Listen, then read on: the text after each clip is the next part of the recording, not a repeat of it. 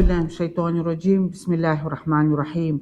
Урматтуу момун мусулмандар, сиз бир жыл бою орозо тутканды каалайсыздарбы соогун алганга? Анда Рамазан айындагы орозодон кийин Шаввал айында нафил орозо кармоо туурасында сүйүктүү пайгамбарыбыз Мухаммед саллаллаху алейхи вассалам мындай деп айткан.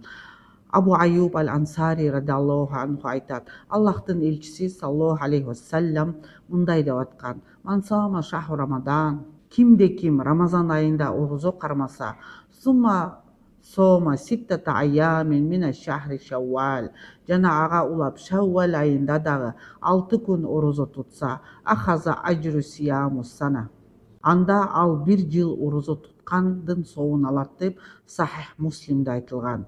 Аалымдарыбыздын пикиринде Шаввал айындагы 6 күндүк нафил орозону катарма катар кармоо абзел, бирок шарт эмес. Урматтуу момун мусулмандар, соогуңуз алганга Аллахым насип этсин, орозоңуздар кабыл болсун. Саламу алейкум ва рахматуллахи ва баракатуху.